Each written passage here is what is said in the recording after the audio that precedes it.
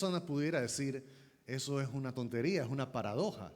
La realidad, ¿cómo me vas a decir que no es la verdad? ¿Acaso no te estoy viendo en este momento y no estás parado enfrente mío? Eso es una realidad, correcto, pero también es una verdad.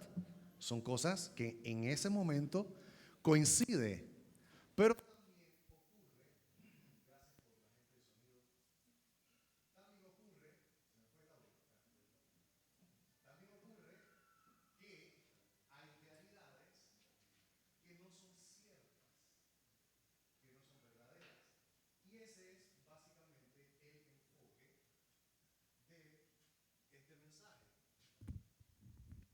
por ejemplo, yo pensaba que era cierto que esto servía. Así que algo pasó aquí, vamos a quitarnos este espíritu de falsedad y seguimos. Bien, tenemos el siguiente texto en Efesios capítulo 1, versículo 3. Dice lo siguiente: toda la alabanza sea para Dios, el Padre de nuestro Señor Jesucristo, quien nos ha bendecido con toda clase de bendiciones espirituales en los lugares celestiales, porque estamos unidos a Cristo. ¿Cuántos saben que lo que la palabra de Dios dice es verdad? Nadie cree conmigo que lo que la palabra de Dios dice es verdad. Ah, ok, gracias, bien. Todo lo que está en la palabra de Dios es verdad. Es tan verdadero que Jesús dijo, cielo y tierra pasarán, pero mi palabra no pasará. Y lo hemos visto cumplido a lo largo de la historia. Una de las grandes verdades que está plasmada en la palabra de Dios es que todos sus hijos, todos los que pertenecemos a Cristo, hemos sido bendecidos con toda clase de bendiciones espirituales. Y muchas veces nuestras circunstancias nos dicen lo contrario. ¿Cuántas veces nuestras circunstancias no nos sugieren que Dios nos ha abandonado, por ejemplo? ¿Cuántas veces los pronósticos dicen que las cosas van a salir mal? Y pudiésemos hablar largo y tendido de esto, pero vamos a irlo desmenuzando poco a poco. Quiero que se muestre el siguiente texto. Para eso me dieron este control. Vamos a ver si verdaderamente funciona. Ah, ese sí está conmigo. Ahí está. Pues nos levantó de los muertos junto con Cristo y nos sentó con Él en los lugares celestiales. Y nuevamente dice, porque estamos unidos a Cristo Jesús. Usted sabía que en el mundo espiritual, espiritualmente hablando, usted está sentado en los lugares celestiales juntamente con Cristo Jesús.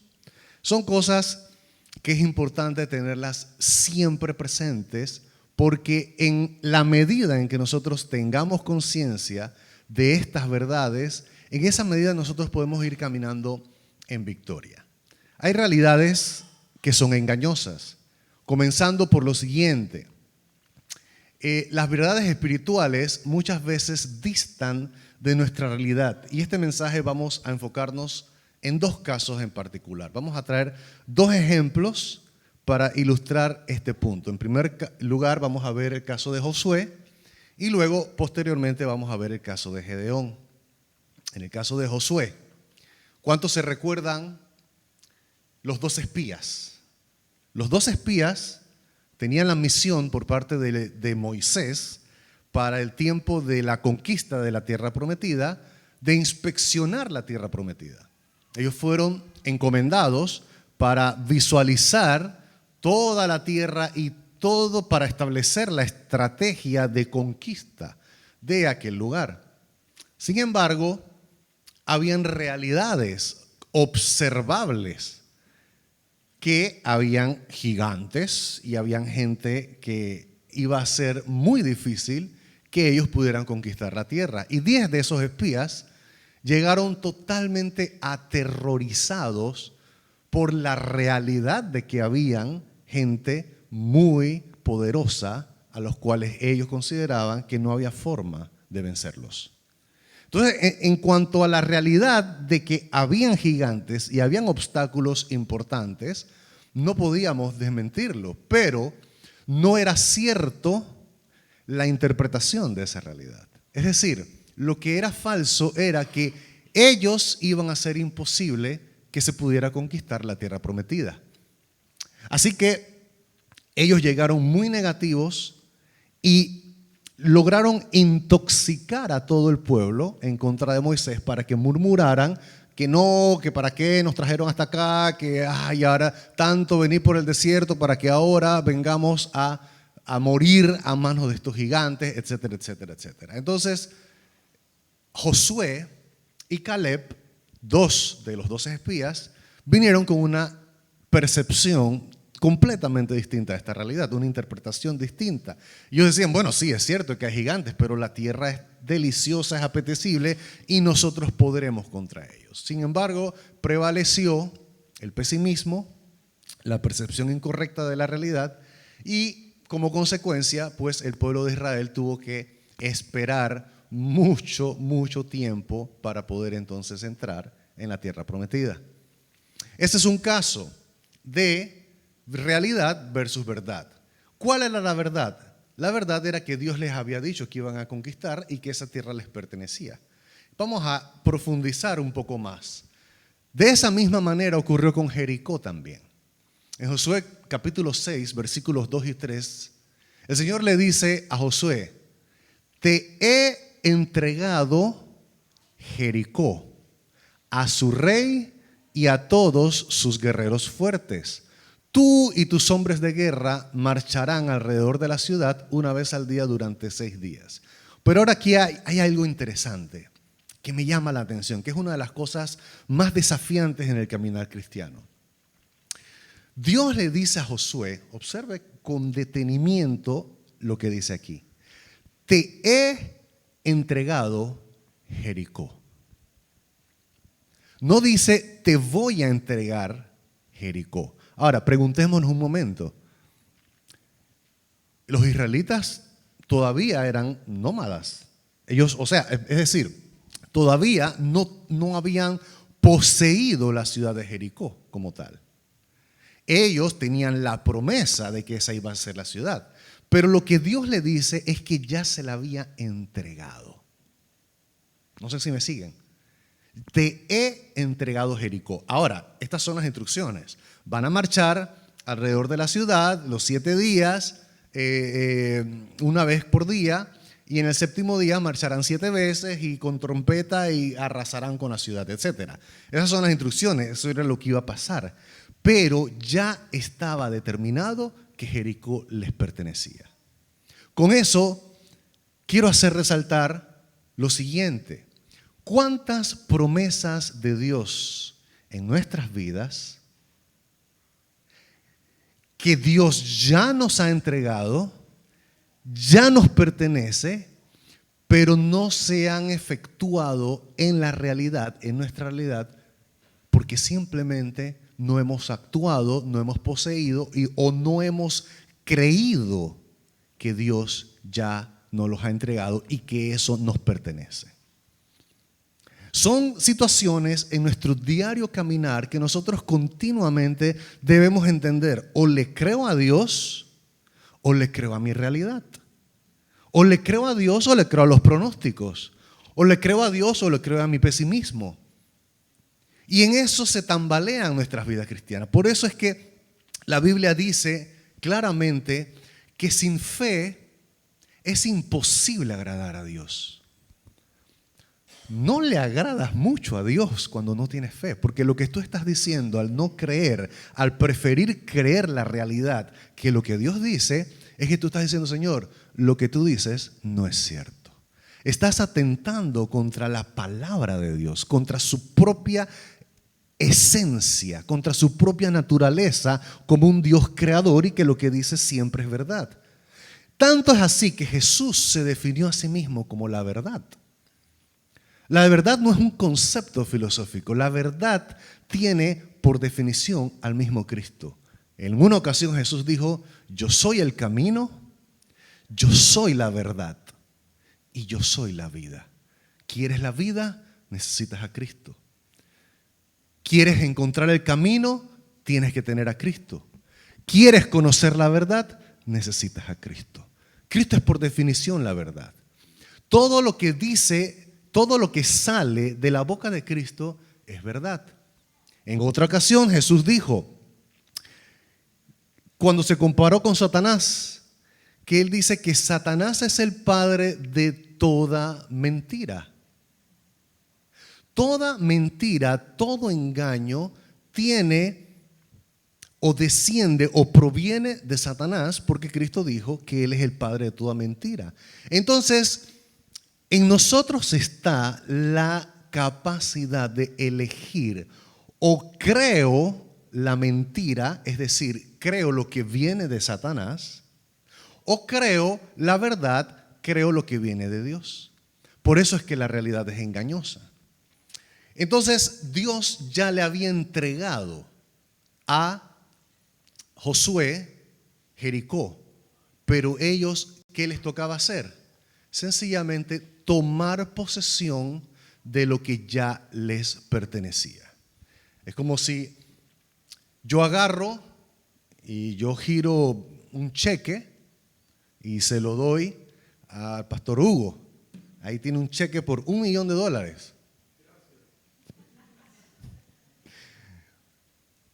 Pero no es de él hasta que él lo cobre. ¿Estamos de acuerdo? Cuando él va y lo cobra, entonces es de él. Pero ya lo tiene, ya le pertenece. Es cuestión de que lo tiene que cobrar. Nosotros necesitamos hacer eso con las promesas de Dios.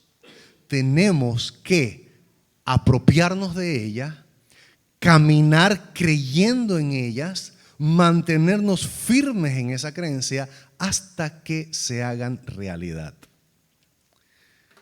La tierra prometida, también en Josué capítulo 10, versículo 8, está escrito, dice, no les tengas miedo, le dijo el Señor a Josué, porque te he dado la victoria. Ninguno de ellos podrá hacerte frente. En Deuteronomio 1:8, ya estando aquí Moisés en acción, dice, mirad, yo os he entregado la tierra. Ya se las he entregado. Entren y poséanla. Ya es de ustedes. Pero ¿qué tenían? Que girar el cheque. Tenían que entrar y poseerla. Pero ya les pertenecía. Yo les he entregado la tierra que Jehová juró a vuestros padres Abraham, Isaac y Jacob, que les daría a ellos y a su descendencia después de ellos. Vamos a ver entonces lo mismo con el caso de Gedeón. Observen qué interesante el caso de Gedeón. Está en Jueces capítulo 6, versículos del 12 al 16. Puede buscarlo en su Biblia si quiere, pero lo tengo aquí también en pantalla. Entonces el ángel del Señor se le apareció y le dijo, guerrero valiente, el Señor está contigo. Vuelvo y repito, el ángel del Señor se le apareció y le dijo, guerrero valiente, el Señor está contigo.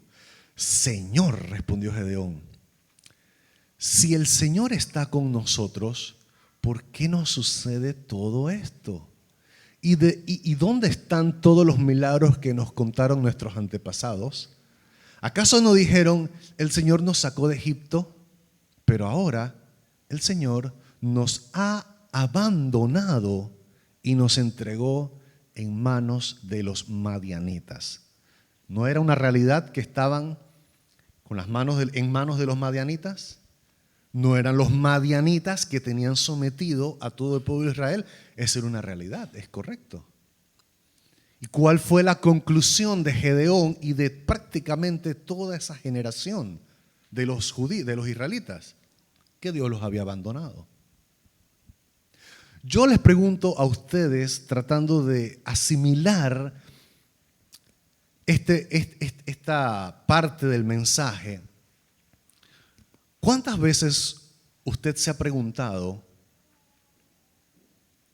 hombre, yo escucho los testimonios que dice allá la pastora Erika, que se la pasa robando testimonio de otro, y yo veo que a mí no me pasa nada. Yo veo que a fulanito Dios lo bendice y a mí no me pasa nada. Yo estoy en la misma situación, mordiendo el polvo. ¿Cómo es posible que las bendiciones alcancen a X o Y persona y yo tenga años orando y clamando por esta circunstancia y no cambia? Y la conclusión, cuando la conclusión de esa realidad es que el Señor me ha abandonado, nosotros sencillamente nos estamos reflejando en esto que está pasando. Y está escrito en la palabra de Dios precisamente para hacernos entender dos cosas. Todos los hombres y mujeres de Dios que usted podrá encontrar en la Biblia tenían este tipo de experiencias. Son de carne y hueso, igual que usted y yo. Tenían sus dudas, sus flaquezas, sus debilidades, sus arrastres, sus carencias, y estaban rotos, igual que usted y yo. Y aunque él estaba convencido de que Dios lo había abandonado, ¿qué Dios decía de él? Guerrero fuerte y valiente. A mí esta cosa me vuela la cabeza. ¿Cuántas veces usted no se ha visto a usted mismo en función de sus propias debilidades? ¿Cuántas veces usted no se mira a usted mismo cuando pierde batallas que sabe que no debía perder? Cuando su carácter lo domina y lo hace tropezar, y lo hace cometer errores, y lo hace pasar vergüenza. Y dice, ay, si me viera Hugo, si me viera la pastora Erika. Y nos dejamos llevar y dominar por una autopercepción y un autoconcepto basado en mis fracasos de hoy. Y eso es cuando decidimos creerle a las circunstancias que creerle a Dios. ¿Usted sabía que Dios está por encima de tus debilidades? ¿Usted sabía que Dios está por encima de tus fracasos, de tus tropiezos, de tus dudas? Está por encima de todo eso. Dios tiene claro quién tú eres y quién yo soy. Y a Dios no le asustan nuestras debilidades. A Dios no le asustan nuestras fracturas del alma. No le asustan ni los pensamientos más oscuros y vergonzosos que pudiéramos tener en nuestras mentes y en nuestros corazones. Todo está delante de Él y lo sabe. Y a pesar de eso, te dice que eres más que vencedor en Cristo Jesús. Pero no has cobrado el cheque. No te has apropiado de esa promesa. En muchas ocasiones esto se trata porque elegiste creer la realidad a creer la verdad, lo que Dios dice de ti. Ahora, qué curioso, porque le está diciendo guerrero valiente a alguien que mira lo que dice aquí. Entonces el Señor lo miró y le dijo, ve tú con la fuerza que tienes. ¿Cuál fuerza? Dice, y rescata a Israel de los madianitas. Yo soy quien te envía. Pero Señor, respondió Gedeón, ¿cómo podré yo rescatar a Israel? Mi clan es el más débil de toda la tribu de Manasés y yo soy el menor, el de menor importancia en mi familia. Yo soy el más insignificante. ¿Cuántos aquí son hermanos menor? Yo soy hermano menor. ¿Cuántas veces no se han sentido el más insignificante por ser el hermano menor? Dice, yo soy el más insignificante de mi familia. El Señor le dijo, yo estaré contigo y destruirás a los madianitas como si estuvieras luchando contra un solo hombre. Interesante. Sigue diciendo, en Jueces capítulo 6 versículo 27, O sea, la historia narra, sería bueno que usted se dedique a leerla para entender más contexto, pero voy a apuntar a ciertas cosas. En el capítulo 6, versículo 27, entonces Gedeón llevó a 10 de sus criados e hizo lo que el Señor le había ordenado. Pero observe lo que dice aquí. Lo hizo de noche porque les tenía miedo a los demás miembros de la casa de su padre y a la gente de la ciudad. Y yo les voy a hacer una pregunta a ustedes. Si ustedes leen todo ese contexto, se darán cuenta que en nuestros términos, Gedeón tenía miedo. Cualquiera de nosotros llamaría a Gedeón, tú eres un cobarde, man. Tenía miedo. Y la Biblia dice que tenía miedo, pero Dios le dice, guerrero valiente y esforzado. ¿No les es curioso eso? ¿No pareciera una contradicción? Y lo que ocurre es que Dios va más allá de lo que tú sientes o percibes en el momento. Dios va más allá de tu propia autopercepción, de nuestras emociones, de nuestros sentimientos, de lo que la realidad nos dicta a nosotros. Y Dios ve lo que hay adentro. Y Él sabe que lo que tiene que hacer es sencillamente quitar y escarbar aquellas cosas que nublan la verdad. Aquellas realidades que entorpecen lo que Dios dice. Fíjense que en el capítulo 7, versículos 9 dice, esa noche el Señor le dijo, levántate, descienda al campamento madianita porque te he dado la victoria sobre ellos. Pero si tienes miedo de atacar, descienda al campamento con tu siervo Fura. Escucha lo que dicen los madianitas y cobrarás mucho ánimo. Entonces estarás ansioso por atacar. Así que Gedeón, acompañado por Fura, descendió hasta el límite del campamento enemigo. Mire qué dice ahí en el versículo 12, los ejércitos de Madián, de Amalek y del pueblo del oriente se habían establecido en el valle como un enjambre de langostas. Estos habían quedado con 300 solamente. Y este era un ejército. Dice, sus camellos eran como los granos de arena a la orilla del mar, imposibles de contar. Entonces Gedeón se acercó sigilosamente justo cuando un hombre le contaba un sueño a su compañero. Tuve un sueño, decía el hombre, en el cual un pan de cebada venía rodando cuesta abajo hacia el campamento madianita. Entonces cuando golpeaba una carpa, la volteaba y la aplastaba. Su compañero le respondió, tu sueño solo puede significar una cosa. Dios le ha dado a Gedeón, hijo de Joás, el israelita, la victoria sobre Madián y todos sus aliados. Cuando Gedeón oyó el sueño y la interpretación, se inclinó en adoración ante el Señor. Luego regresó al campamento israelita y gritó, levántense porque el Señor les ha dado la victoria sobre las multitudes madianitas. Enseguida los tres grupos tocaron juntos los cuernos y rompieron las vasijas. Con la mano izquierda sostenían la antorcha ardiente y en la mano derecha llevaban el cuerno y todos gritaban, una espada por el Señor y también por Gedeón. Cada hombre permaneció en su puesto alrededor del campamento y observaban cómo los madianitas corrían de un lado al otro, llenos de pánico y gritando mientras se daban a la fuga. Cuando los 300 israelitas tocaron los cuernos de carnero, el Señor hizo que los guerreros del campamento pelearan entre sí con sus espadas. Los que quedaron con vida huyeron a lugares tan lejanos como Betzita, cerca de Cerea, y hasta la frontera de Abel Mejola, cerca de Tabat.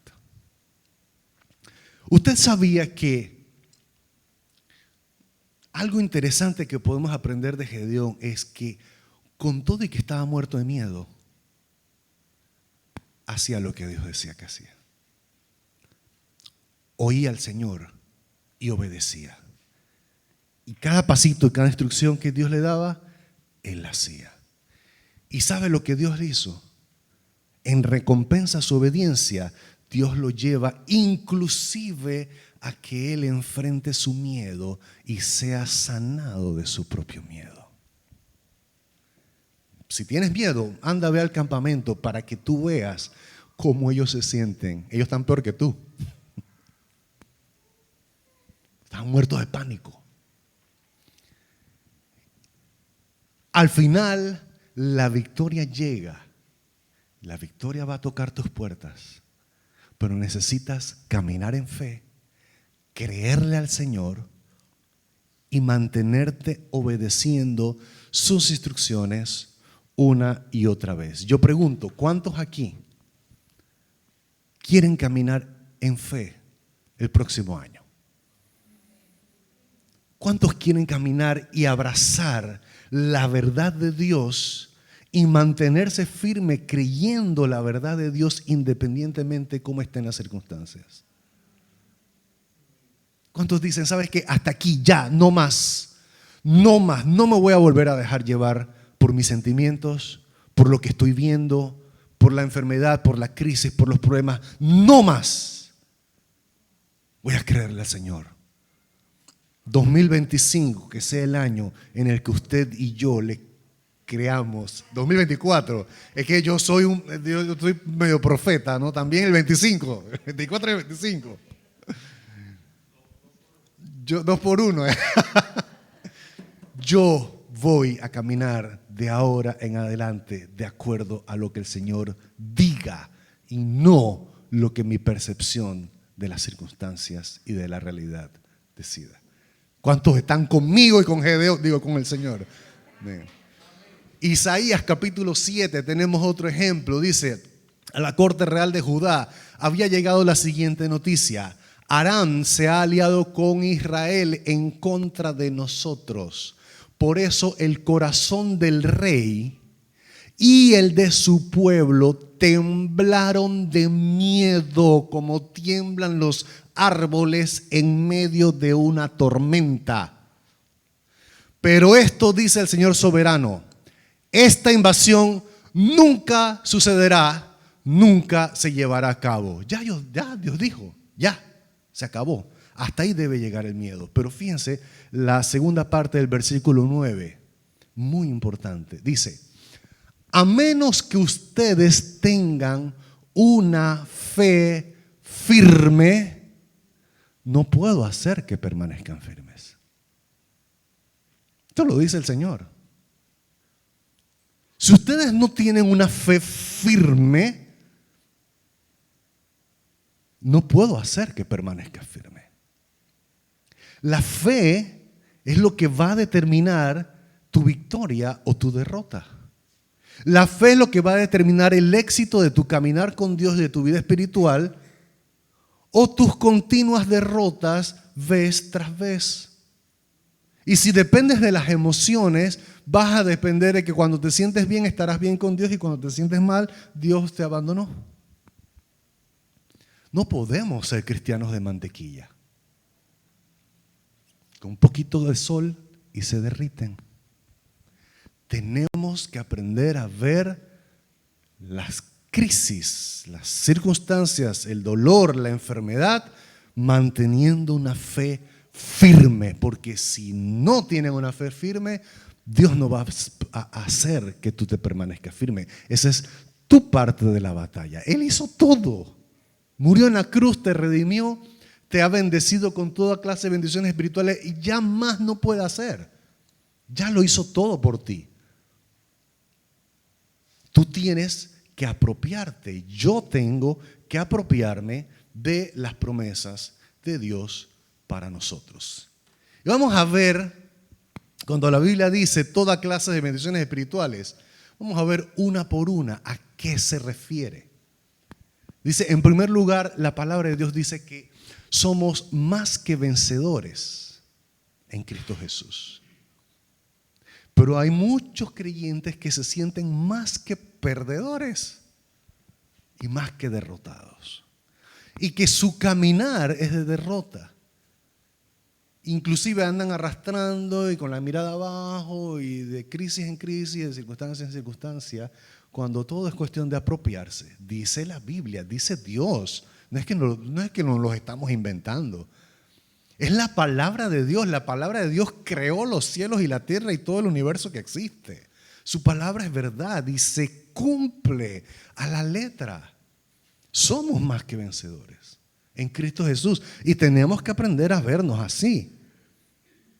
Por lo que Dios dice, no por lo que yo pueda creer en algún momento determinado, ni por mis tropiezos, ni por mis flaquezas, ni por mis debilidades. Soy más que vencedor y en la medida en que creo y me apropio de esa promesa, en esa medida se va a ir haciendo realidad en mi vida. Somos libres en Cristo. Usted sabe que Cristo pagó un precio muy alto por nuestra libertad. El pecado no tiene derecho sobre nosotros. Libres del pecado, nosotros no tenemos que vivir sometidos más a pecados. No nos domina. Pero tenemos que hacer en efecto esta palabra. También dice que somos santos. Y esa palabra de que somos santos también es algo que ganó Cristo en la cruz del Calvario. No es algo que es mérito nuestro.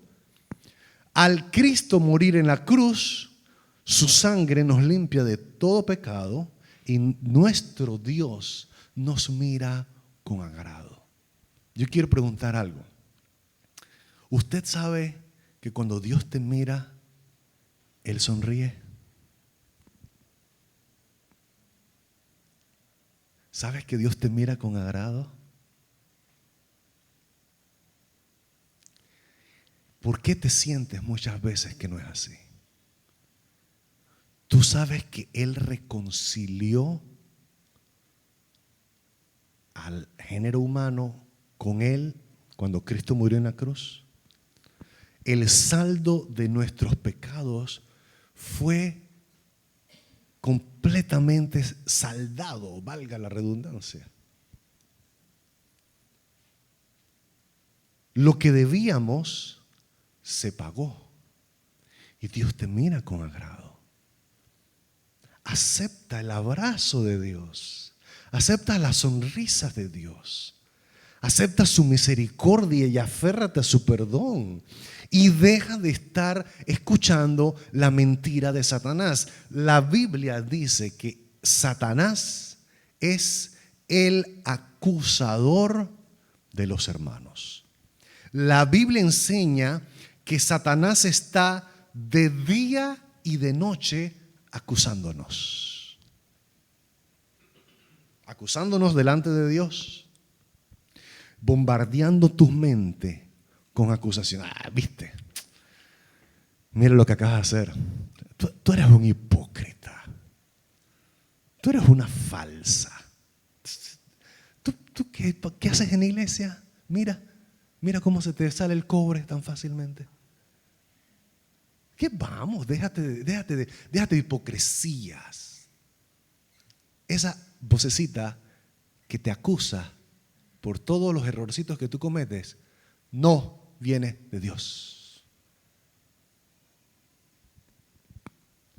No viene de Dios. El acusador que los acusaba de día y de noche. Pero ese mismo texto en Apocalipsis dice seguido, pero ellos, los que estamos en Cristo, le han vencido por medio de la sangre del Cordero. Usted le ha vencido y está en tiempo pasado. Ya le venció. Aprópiese de la victoria. Somos perdonados. Somos limpios. Dios ha puesto gozo en nuestro corazón. El gozo del Señor es nuestra fortaleza. ¿Por qué andas amargado? No tienes por qué estar amargado. Yo no tengo por qué estar amargado. Tenemos paz. Mi paz les dejo, dijo Jesús. La paz les dejo, mi paz les doy. La paz que sobrepasa todo entendimiento guardará tus corazones en Cristo Jesús. Hay tanto sobre la paz. ¿Y por qué vivimos en ansiedad? ¿Por qué vivimos atormentados? ¿Por qué se nos roba el sueño? Y la paz, ojo, porque si hay una percepción incorrecta, si hay una mentalidad falsa con respecto a la paz, es cuando tú dices que tú puedes tener paz cuando las cosas están bien, cuando no hay nadie molestando, cuando no hay crisis, cuando no hay problemas, entonces puedes tener paz. Ese es uno de los graves errores que como creyentes podemos obtener, porque la paz no tiene absolutamente nada que ver con las circunstancias. Absolutamente nada que ver. La paz de Dios viene a tu vida y debe ser parte de nuestro ADN, de nuestro diario vivir, aún en medio de la peor crisis. Aún en medio de la peor tragedia podemos tener paz, paz en la tormenta, paz en medio de la dificultad. Como decía David, en paz me acostaré y asimismo dormiré. Aunque un ejército acampe contra mí, no temerá mi corazón. Aunque contra mí se levante en guerra, yo estaré confiado. Pero por alguna razón, en algún punto, alguien se ha hecho muy popular, se ha hecho como parte del sentimiento, es que la gente suele sentir que si no viene un ejército alrededor de mí, yo voy a estar en paz, pero donde venga un ejército acampando contra mí, me voy a sentir afligido, angustiado, temeroso, muerto de miedo. Es aunque se levante en guerra, yo estaré confiado. ¿A quién le vamos a creer? Tenemos paz, tenemos entendimiento, tenemos dominio propio. Todas estas cosas son bendiciones espirituales que le pertenecen a los hijos de Dios al estar nosotros sentados en los lugares celestiales juntamente con Cristo Jesús. Somos sanos. Emocionalmente podemos tener sanidad también en el alma, en el corazón, sanar heridas, reconciliados ante el Señor, amados.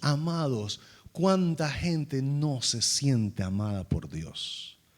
Y no hablo solo de los inconversos, hablo de los que están convertidos. No se sienten amados por Dios.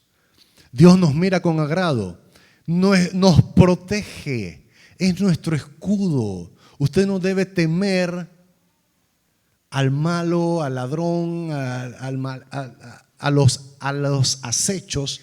Dios nos protege a cada uno de nosotros. Y también nos guía.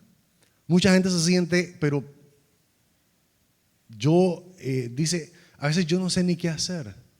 No sé qué decisión tomar.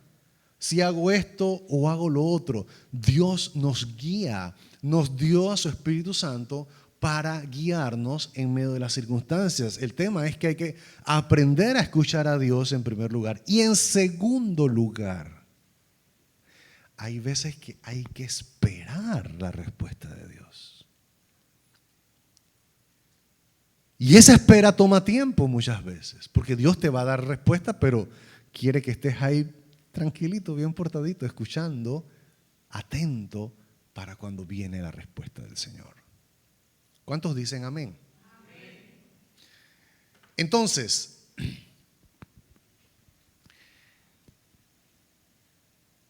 hay aspectos en nuestro diario caminar que necesitan ser entregados en cuanto a la visión de las circunstancias. Tenemos que aprender a entregar al Señor todo. Pero antes de concluir esto, cabe resaltar lo siguiente. Si nosotros vamos a creerle a Dios y no a la realidad, si nosotros vamos a optar por ceñirnos a la verdad y más que a la realidad, es importante, necesario y obligatorio conocer la verdad. Tener un entendimiento profundo de la verdad. Porque si nosotros ni siquiera conocemos la verdad, ahí sí estaremos perdidos. La verdad está claramente establecida y determinada en la palabra de Dios. Y nosotros, en la medida en que estudiemos y nos empapemos con la palabra de Dios y llenemos nuestra mente de la palabra de Dios y saturemos nuestro corazón de la palabra de Dios, en esa medida nosotros estaremos viendo a Dios y escuchando a Dios. Yo estaba leyendo, fíjense algo bien interesante, estaba leyendo y la verdad es que me dio, por un lado, mucho gusto por estas personas, mucha tristeza por el sistema, pero estaba leyendo de un sacerdote, Jonathan Strickland, que le quitaron el obispado porque se opuso rotundamente, él y un montón, se han opuesto rotundamente a la agenda que el Papa está llevando, porque ya está abierta la bendición a las parejas homosexuales. Y lo que ellos defienden es que se están bendiciendo a las personas, no a la unión. Pero lo que estos sacerdotes están planteando es, dice, pero es exactamente lo mismo, porque no se les pide a ellos que dejen el pecado. Y han habido una serie de hombres de Dios que se han levantado totalmente en contra de esto y los están destituyendo, los están persiguiendo. Les han quitado inclusive donde viven y sus trabajos, todo los están destituyendo y los están persiguiendo por pararse firmes. Y dice, pero esto no es lo que enseña la verdad de Dios. Está llegando el día en el que el católico que verdaderamente pertenece a Cristo mostrará a quién está su lealtad.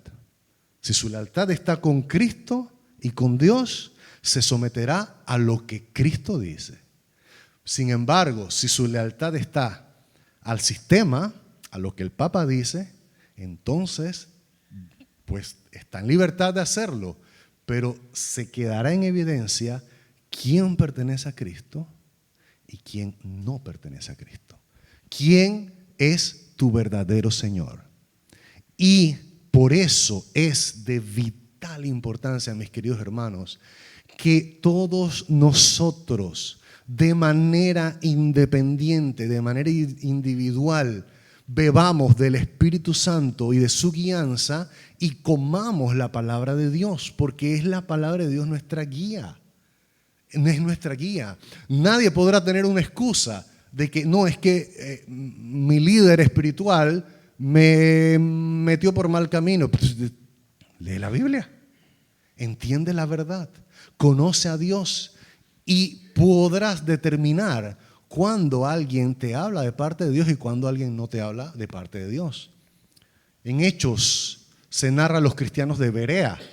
Los cristianos de Berea decían que cuando inclusive Pablo llegaba y les predicaba, ellos corroboraban con las escrituras si lo que el mismo apóstol San Pablo decía estaba acorde a lo que la palabra de Dios decía. No hay una máxima autoridad que la palabra de Dios, que el mismo Dios. Y en esto se determina quién es tu verdadero Señor. Y es importante que invirtamos tiempo en esto. Entonces, esto por un lado resalto nuevamente la urgencia de que nosotros sistemáticamente leamos la Biblia y estudiemos la palabra de Dios. Todos los que aprovecho para anunciar, todos los que vienen a esta iglesia, están en el chat CCI. Todos los que están, si no están en el chat CCI, conviértase a Cristo, hable con el pastor Hugo, con Erika, métase en el chat. Hay siempre un plan de lectura bíblico. Todos los días se plantan versículos bíblicos y devocionales. Y es importante que separemos tiempo para esto. ¿Qué puede ser más importante en nuestras vidas que esto? ¿Qué afán y qué corredera es más importante que el cuidado de tu alma. Es una propaganda rápida ahí para que sencillamente ahora vamos a iniciar otro plan de lectura el 1 de enero y usted es bienvenido a que se someta a ese plan. Entonces, para ir aterrizando ya, no quiere dejarme aterrizar. Bueno, esto significa que tengo que seguir predicando. Ahí está. En resumen, mientras me mire a mí mismo, de acuerdo a lo que Dios dice de mí, caminaré en victoria. Por lo cual, dice, hay un proverbio que dice, porque cuál es el pensamiento del hombre, tal es él. Y el Dios de esperanza os llene de gozo y paz en el creer, para que abundéis en esperanza por el poder del Espíritu Santo. La realidad no siempre va de la mano con las verdades espirituales. La única forma de someter a nuestra realidad con la verdad espiritual es con nuestra fe, creyendo, porque para el que cree todo es posible. Yo quiero que usted me acompañe un momentito a Primera de Juan, capítulo 5. Ese no lo tengo allí. Primera de Juan, capítulo 5.